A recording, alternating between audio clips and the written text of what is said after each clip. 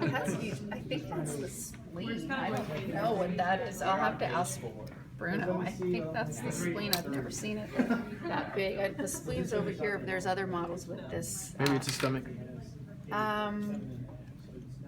Yeah, I've never seen it that color before, so it might very well be, but I don't know.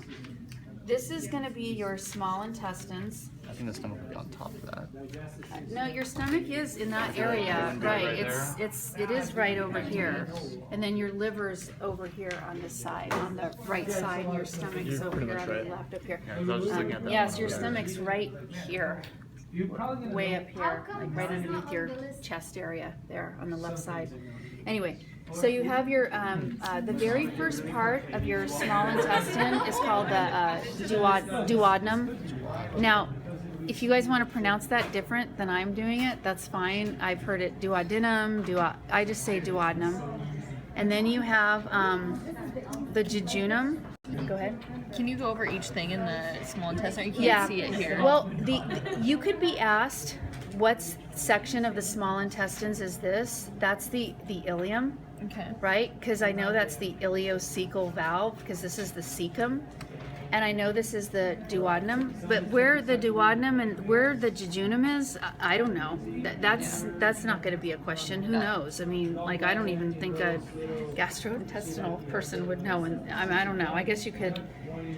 That's not gonna. That wouldn't help. But anyway, so you've got your small intestines, the duodenum, the jejunum. I don't know where that starts, but that's the middle part. And then the ileum is the last part. Here we have the ileocecal valve.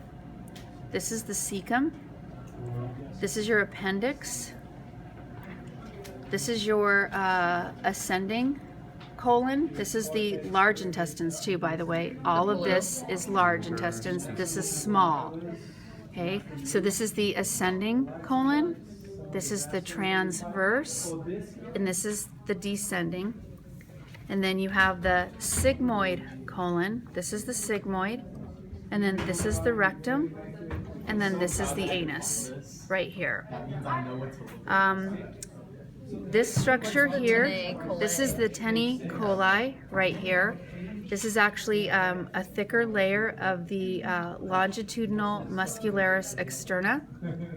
And these are the little halstra, the little pockets that it makes.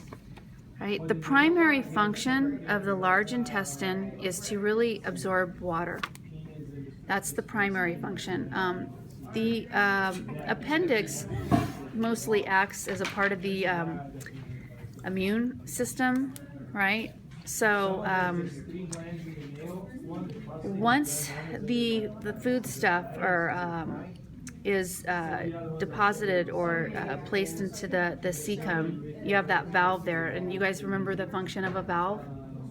Is to prevent back. Yeah, pretty much once it's here, it's not anything like food, right? You were digesting here.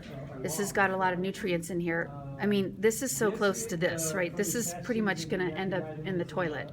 But this is really liquid. It's called cecum, that liquid? No. This is the cecum. Oh. But this Structure. the product that's being dumped in there is going to be very liquidy, very pretty much like brown water. Okay. Right? And then you're going to absorb the water as it moves through the large intestines.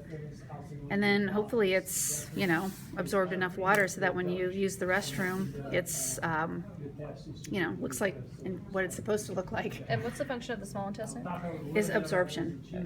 The function of the small intestine is absorption of, of the entire GI tract is absorption. But in your small intestines, most specifically, duodenum, the jejunum, you're doing most of your absorbing of your macronutrients. Large intestine is absorbing water. Absorbing mostly water. You have, I think, vitamin K production in there. It probably said that in your lecture exam.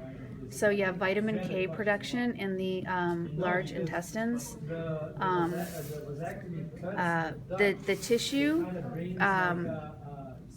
from your stomach from the stomach to the sigmoid colon is simple columnar epithelium. The tissue type in the rectum and the anus, right around there, that's going to be, go ahead, Stratified squamous. stratified squamous, that's correct. Stratified squamous. You have connective tissue in here. This connective tissue is called mesentery proper.